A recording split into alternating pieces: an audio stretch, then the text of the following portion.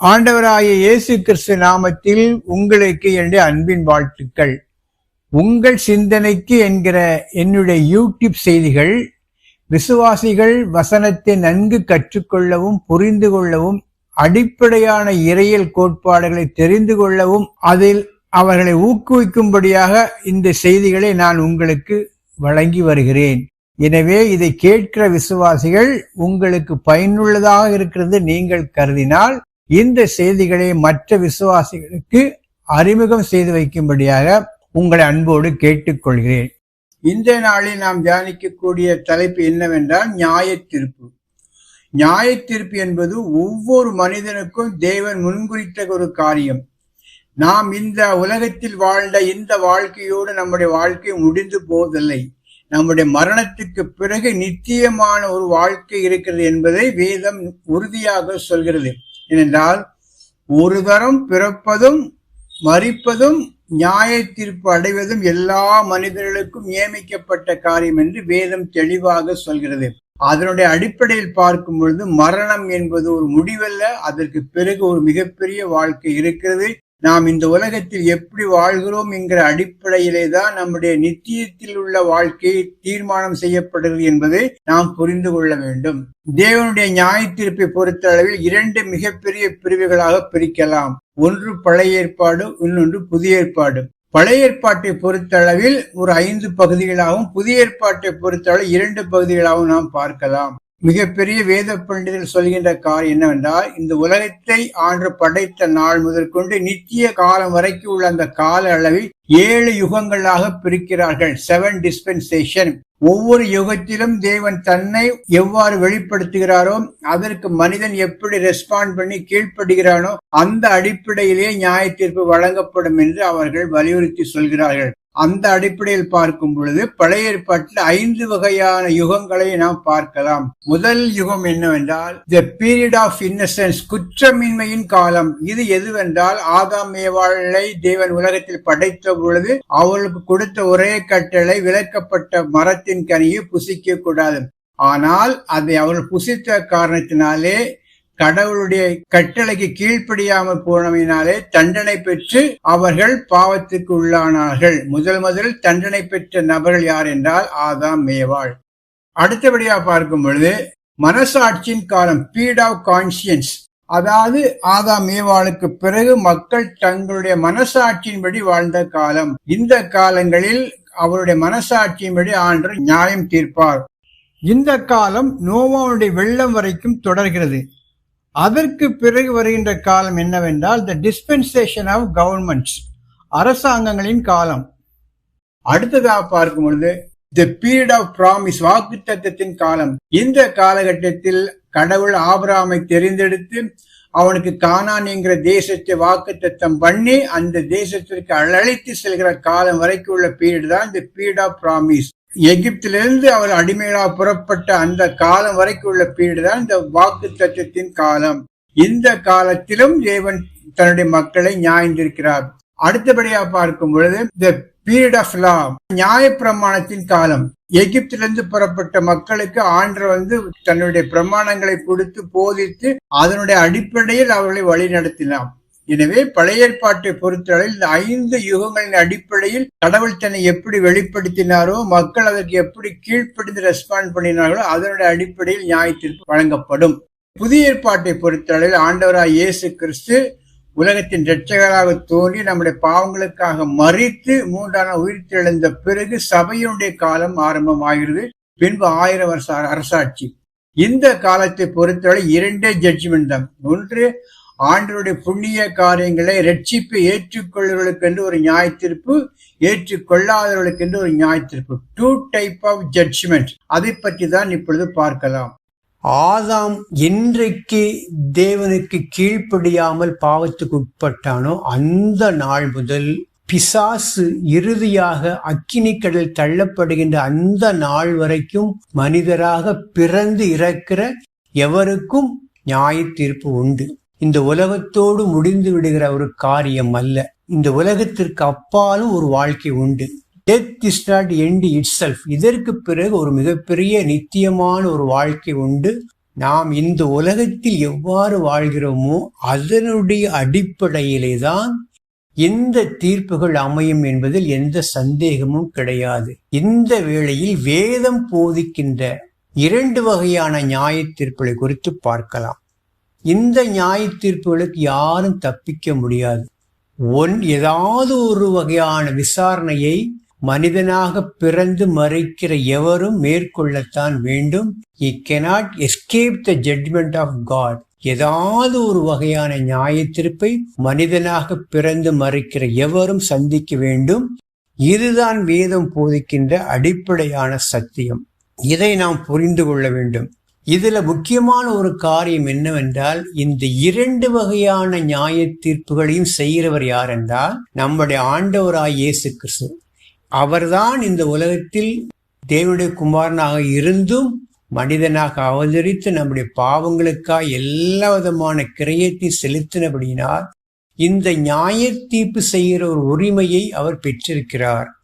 எனவே இந்த 2 நியாய தீர்ப்புகளையும் செய்கிறவர் நம்முடைய ஆண்டவராய் இயேசு கிறிஸ்து என்பதை நாம் மறந்துவிடக்கூடாது. இந்த நியாய தீர்ப்புகளை பொறுத்த அளவில் இதுக்கு அப்பீலே கிடையாது. No self defence, no jury. ஆண்டவராய் இயேசு கிறிஸ்து என்ன தீர்ப்பு வழங்குகின்றாரோ அது ஃபைனல். அதுக்கு அப்பீலே கிடையாது. ஏனென்றால் அவருடைய நியாய தீர்ப்புகள் சரியான முறையில் நியாயமான முறையில் இருக்கும் என்பதுதான் உண்மையான ஒரு காரியம். எனவே மனிதனாக பிறந்த எவரும் இந்த 2 வகையான நியாய தீர்ப்பில் ஏதேனும் ஒன்றை சந்தித்தாக வேண்டும் என்கிற கட்டாயம் மனுக்குலத்திற்கு நியமிக்கப்பட்டிருக்கிறது. இனி 2 வகையான ஜட்ஜ்மெண்ட் எது என்று பார்க்கலாம். ஒன்று the great white throne judgement, அதாவது வெள்ளை சிங்காசனத்தில் அமர்ந்து கொண்டு இயேசு கிறிஸ்து செய்கின்ற அந்த நியாய தீர்ப்பு.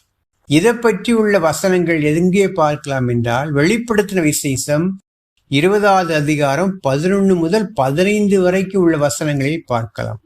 அடுத்த நியாய தீர்ப்பு என்னவென்றால் கிறிஸ்துவின் நியாய தீர்ப்பு, the judgement seat of Christ.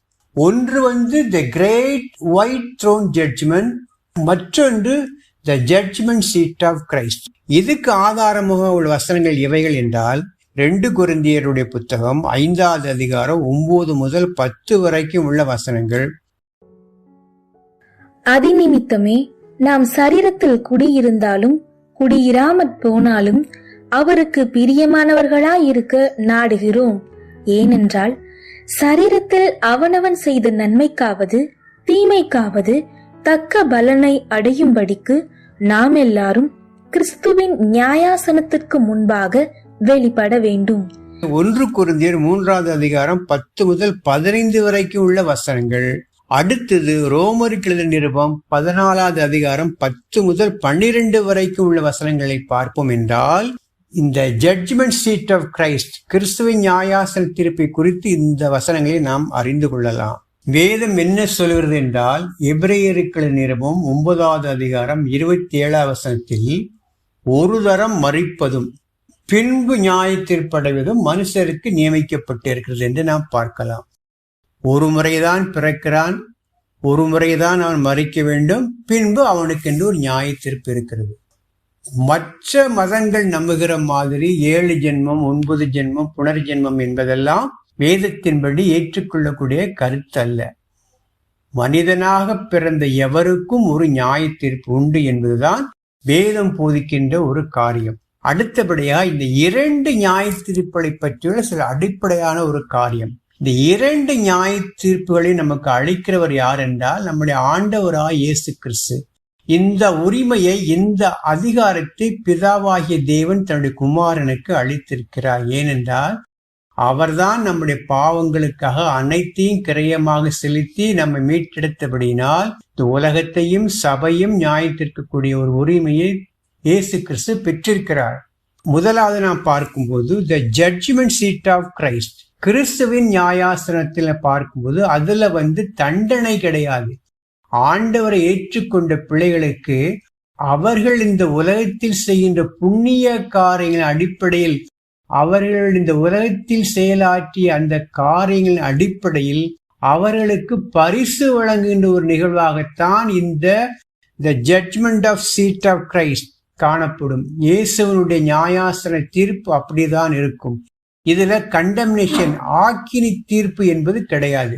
அதே வேளையில் வெள்ளை சிங்காசன நியாய தீர்ப்பு என்பது ஆண்டவரை ஏற்றுக்கொள்ளாத ஒரே காரணத்துக்காக அளிக்கப்படுகின்ற ஒரு நியாய தீர்ப்பு.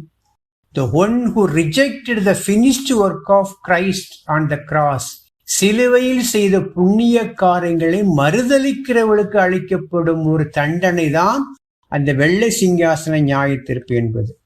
The judgment seat of Christ, அதாவது கிறிஸ்துவின் நியாயாசன தீர்ப்பு என்பது எப்பொழுது வழங்கப்படும் என்றால் ரகசிய வருகைக்கு பிறகு அல்லது 1000 வருஷாட்சி முன்பாக. அதே வேளையில் வெள்ளை சிங்காசன நியாய தீர்ப்பு எப்பொழுது நடைபெறும் என்றால் 1000 வருஷ அரசாட்சிக்கு பிறகு. அதே வேளையில் பிசாசானவன் இறுதியாக அக்கினிக்கடலில் தள்ளப்படுவதற்கு முன்பாக. இதுதான் இந்த 2 தீர்ப்பளி பற்றியுள்ள சில அடிப்படையான காரியங்கள். இனி வெள்ளை சிங்காசன நியாய தீர்ப்பை பற்றி சற்று விரிவாக பார்க்கலாம். இதை பற்றியுள்ள வசனம் வெளிப்படுத்த விசேஷம் 20வது அதிகாரம் 11 முதல் 15 வரை உள்ள வசனங்களில் தெளிவாக சொல்லப்பட்டிருக்கிறது. அது சொல்லப்பட்ட காரியத்தினுடைய முக்கியமான கருத்து என்னவென்றால் 1000 வருஷ அரசாட்சிக்கு பிறகு புத்தகங்கள்லாம் திறக்கப்படுமாம். Books will be opened. பல வகையான புத்தகங்கள் இருக்கும். அந்த புத்தகத்துல சொல்லியிருக்கிற காரியங்களின் அடிப்படையில், செயல்பாடுகளின் அடிப்படையில் அவர்கள் நியாய தீர்ப்பு பெறுவார்கள். அந்த நியாய தீர்ப்புல யாரெல்லாம் இருப்பாங்கன்னா, அந்த லிஸ்ட்ல யாரெல்லாம் இருப்பாங்கன்னா, கடல்ல இறந்தவங்க லிஸ்ட கடல் ஒப்படைக்குமா. பாதாளமும் மரணமும் தங்கள் கீழ் உள்ள ஆட்கள் லிஸ்ட அவர்கள் ஒப்படைப்பார்களாம். இப்படி ஒரு கம்பைன் லிஸ்டா தெரிந்து கொள்ளப்பட்டு அவர்கள் தங்கள் செய்த காரியங்களின் அடிப்படையில் நியாய தீர்ப்பு அடைவார்கள். இதில் சுருக்கமாக சொல்லக்கூடிய காரியம் என்னவென்றால், இவர்கள் யார் என்றால், இவர்கள் ஆண்டவராய் இயேசு கிறிஸ்துவின் புண்ணிய காரியத்தை மறுதலித்தவர்கள். எங்களுக்கு இயேசு கிறிஸ்து இந்த இரட்சகர் வேண்டாம் என்று அவரை துணிகரமாக மறுதலித்தவர்கள் இந்த நியாய தீர்ப்புக்கு உட்பட்டு ஆக வேண்டும். இது கடவுளுடைய நியமனம், கடவுளுடைய பிரமாணம், கடவுளுடைய சட்டதிட்டம். உலகத்தில் ஒரு மனிதன் என்னதான் உயர்ந்த நிலை எட்டினாலும், எவ்வளவுதான் புண்ணிய காரியங்களை செய்திருந்தாலும், எவ்வளோ பெரிய சாம்ராஜ்யங்களை சாதித்திருந்தாலும், எவ்வளோ பெரிய மதங்களை உருவாக்கினாலும், எவ்வளோ பெரிய மகான்களாக இருந்தாலும், எவ்வளோ பரிசுத்தமான வாழ்க்கை வாழ்ந்திருந்தாலும், எவ்வளோ மிகப்பெரிய புண்ணிய காரியங்களை ஏழைகளை செய்திருந்தாலும், அவர்கள் இயேசு கிறிஸ்துவினுடைய புண்ணிய காரியங்களை ஏற்றுக்கொண்டு அவர் இரட்சகராக அவரை ஏற்றுக்கொள்ளாவிட்டால் இந்த நியாய தீர்ப்புக்கு அவர்கள் ஆட்பட வேண்டும். இது வேதம் போதிக்கின்ற சட்டம். இதை பற்றியுள்ள காரியத்தை நாம் தெளிவாக பார்க்கலாம். யோவான் எழுதின சுவிசேஷம் 3வது அதிகாரம் 18வது வசனத்துல அதன் ஆசிரியர் இவ்வாறாக எழுதுகிறார்: அவரை விசுவாசிக்கிறவன் ஆக்கினிக்குள்ளாக தீர்க்கப்படான். யாரை? இயேசு கிறிஸ்துவை விசுவாசிக்கிறவன் ஆக்கினிக்குள்ளாக தீர்க்கப்படான். விசுவாசியாதவனோ தேவனுடைய ஒரே பேரான குமாரனுடைய நாமத்தில் விசுவாசம் உள்ளவனாய் இராதபடியினால் அவன் ஆக்கினை தீர்ப்புக்கு உட்பட்டாயிற்று என்று பார்க்கிறோம். இயேசு கிறிஸ்துவை யாரெல்லாம் மறுதலிக்கிறார்களோ, நிராகரிக்கிறார்களோ, அவர்கள்தான் இந்த நியாய தீர்ப்புக்கு உட்பட வேண்டும் என்பது தேவனுடைய சட்டம். இதை நாம் புரிந்து கொள்ள வேண்டும். எனவே இந்த அடிப்படையிலே தான் இந்த நியாய தீர்ப்பு என்பது முழுமையாக காணப்படும். தேவனுடைய கோபாக்கினை பற்றி ரோமர்கள் நிருபம் 1வது அதிகாரம் 18 முதல் 25 உள்ள வசனங்களை பார்க்கும்போது அதில் தேவன் தன்னுடைய கோபாக்கினை எப்படி இந்த உலகத்தின் மீது வெளிப்படுத்துகிறார் என்று பார்க்கலாம். அதாவது தேவனுடைய வல்லமை, அவருடைய மகத்துவங்கள், அவருடைய தெய்வத்துவங்கள் எல்லாம் அவருடைய சிருஷ்டிப்பின் மூலமாகவே மனிதன் உணர்ந்து கொள்ள முடியும். கடவுள் இல்லை என்று சொல்வதற்கு வாய்ப்பே இல்லை. இவ்வளவு பெரிய உலகம், அண்ட சராசரங்கள், கோள்கள், நட்சத்திரங்கள், சூரியன்கள், விண்மீன்கள், இவ்வளோ பெரிய காரியங்களை படைத்த அந்த தேவனுடைய மகத்துவத்தை அவர்கள் எதற்கு இணையாக வைக்கிறார்கள்? மனிதர்களுக்கும் மிருகங்களுக்கும் பறவைகளுக்கும் இணையாக வைத்து அவற்றை வழிபாடு செய்வது என்பது தேவனால் ஏற்றுக்கொள்ள முடியாது. தேவனுக்கு கொடுக்க வேண்டிய மகிமையும் கனத்தையும் செலுத்தாமல் இவர்களை தேவனுக்கு இணையாக வழிபடுகிற அந்த ஒரு காரியத்திற்கு அவர்கள் போக்கு சொல்ல இடமே இல்லை. they have no excuse at all. எனவே இப்படிப்பட்ட ஒரு காரியங்கள் மீது தேவனுக்கு கொடுக்க வேண்டிய மகிமையும் கொடுக்காமல் இருக்கிற அந்த மக்கள் மீது தேவனுடைய கோபாக்கினை வெளிப்படுத்தப்பட்டிருக்கிறது என்று இந்த வசனங்களை நாம் தெரிந்து கொள்ளலாம். எனவே இவ்வளவு மகத்துவம் உள்ள தேவனை உணரக்கூடிய ஒரு பார்வை சிந்தனை அவர்களுக்கு இருந்தும் அதை நிராகரித்த காரணத்திற்காக அந்த மக்கள் மீது தேவனுடைய கோபாக்கினை வெளிப்படுத்தப்பட்டிருக்கிறது. அடுத்தபடியா பார்க்கக்கூடிய காரியம் என்னவென்றால், இந்த வெளிப்படுத்த விசேஷம் 20 அதிகாரம் 10 முதல் 15 வரை உள்ள வசனங்களை பார்க்கும்போது சில காரியங்களை புரிந்து கொள்ளலாம். அந்த புத்தகங்கள் திறக்கப்பட்டதாக பார்க்கிறோம். அந்த புத்தகங்களின் அடிப்படையில் நியாய தீர்ப்பு வழங்கப்பட்டது என்றும் பார்க்கலாம். என்ன புத்தகம் என்றால் ஜீவ புத்தகம். அதை தவிர வேறு புத்தகங்களும் இறக்கப்பட்டதா அறிந்து கொள்ளலாம். என்ன புத்தகங்கள் என்றால், ஒன்று தேவனுடைய வார்த்தைகள் அறிவிக்கப்பட்ட அந்த விவரங்கள், 2000 ஆண்டு சுவிசேஷம் எப்படி அறிவிக்கப்பட்டது, யாருக்கு அறிவிக்கப்பட்டது, எங்கு அறிவிக்கப்பட்டது என்பதை பற்றியுள்ள ஹோல் ரெக்கார்ட் அந்த புத்தகத்தில் இருக்கும். எனவே சுவிசேஷம் அறிவிக்கப்பட்ட அந்த வாய்ப்பை பெற்ற மக்கள், கேட்ட மக்கள், நான் வசனத்தை கேட்கவில்லையே என்று எக்ஸ்கியூஸ் சொல்ல முடியாத அளவுக்கு எல்லாம் மைனூட்டா அந்த புத்தகத்தில் இருக்கும். எனவே அவர்கள் போக்கு சொல்ல இடமில்லை. எனக்கு ஆண்டவரை தெரியாது என்று போக்கு சொல்ல இடமில்லை. எனவே இதனுடைய அடிப்படையில் அவர்களுக்கு நியாய தீர்ப்பு வழங்கப்படும். யோவான் எழுதின சுவிசேஷம் 12வது அதிகாரம் 48வது வசனத்தில் உள்ள புதிய மொழிபெயர்ப்பில் இவ்வாறாக சொல்லப்பட்டிருக்கிறது: என்னை தள்ளி என் வார்த்தைகளை ஏற்றுக்கொள்ளாதவனுக்கு ஒரு நீதிபதி இருக்கிறார். நான் சொன்ன வசனமே அந்த நீதிபதி என்று சொல்லப்பட்டிருக்கிறது. அந்த வசனம் தான் ஜட்ஜா மாறும். எனவே ஆண்ட வசனத்தை ஏற்றுக்கொள்ளாதவர்கள், அதனுடைய அடிப்படையில் அவர்களுக்கு நியாய தீர்ப்பு வழங்கப்படும். இன்னொன்று என்றால், அவள் செய்த அந்த காரியங்களின் அடிப்படை, செயல்பாடுகளின் அடிப்படையில் அவர்களுக்கு நியாய தீர்ப்பு வழங்கப்படும். ஒருவேளை அவர்கள் இந்த உலகத்தில் இருக்கும்போது நன்மையான காரியங்கள், புண்ணியங்கள் செய்திருப்பாள் என்றால் அவருடைய பனிஷ்மெண்ட் கொஞ்சம் கம்மியாகும். டிகிரி ஆஃப் பனிஷ்மெண்ட் டிஃபர் ஆகும். அதுதானே தவிர அந்த புண்ணியக்காரர்கள் அடிப்படையில் அவர்கள் இந்த நியாய தீர்ப்பு தப்பிக்க முடியாது. ஆனால் அவர்களுடைய பெற்றுக்கொள்ள வேண்டிய அந்த punishment, degree of punishment may differ. இதுதான் அந்த செயல்பாடுகளுடைய புத்தகத்தினுடைய அடிப்படையான நோக்கம். கடைசியாக இன்னொரு காரியத்தை பார்க்கலாம். இந்த புத்தகத்தில் யாரெல்லாம் இருப்பாங்கன்னா, உலகத்தோற்றம் முதல் ஆட்டுக்குட்டியானுடைய ஜீவ புத்தகத்தில் பேர் எழுதப்படாத எல்லாரும் இந்த லிஸ்ட்ல வந்துருவாங்க. அப்போ இன்னும் ஜீவ புத்தகம்னா என்ன? ஆண்டவராக இயேசு கிறிஸ்துவை ஏற்றுக்கொண்ட அந்த மக்களுடைய லிஸ்ட் ஒரு புத்தகத்தில் இருக்கும். அந்த லிஸ்ட்ல யாரெல்லாம் இல்லையோ அவர்கள் இந்த வெள்ளை சிங்காசனத்தின நியாய தீர்ப்புக்கு உட்படுவாள் என்று நாம் புரிந்து கொள்ளலாம். எனவே இந்த வெள்ளை சிங்காசன நியாய தீர்ப்பு என்பது மிகவும் உலக மக்களுக்கு ஒரு பயங்கரமான ஒரு எச்சரிப்பு. ஆண்டவருடைய புண்ணிய காரியங்களை மறுதலிக்கிற, நிராகரிக்கிற யாருக்கும் இந்த தண்டனையில் இருந்த இந்த நியாய தீர்ப்பிலிருந்து தப்பிக்க முடியாது என்பது வேதம் போதிக்கின்ற ஒரு காரியம். எனவே இதை நாம் மனதில் புரிந்து கொள்ள வேண்டும். இந்த நியாய தீர்ப்பு என்பது ஆண்டவரை ஏற்றுக்கொள்ளக்கூடிய பிள்ளைகளுக்கு வராது என்பது அடுத்த பகுதியில் நாம் பார்க்கலாம். இந்த செய்தி உங்களுக்கு பிடித்திருக்கும் என்றால் நீங்கள் ஷேர் பண்ணுங்க. இதுவரைக்கும் சப்ஸ்கிரைப் பண்ணாட்டா சப்ஸ்கிரைப் பண்ணுங்க. இந்த ஊழியத்தை ஜெபத்தால் தாங்க முடியாது உங்கள் அன்போடு கேட்டுக்கொள்கிறேன். கர்த்தருடைய பரிசுத்த நாமம் மகிமைப்படுவதாக. ஆமேன்.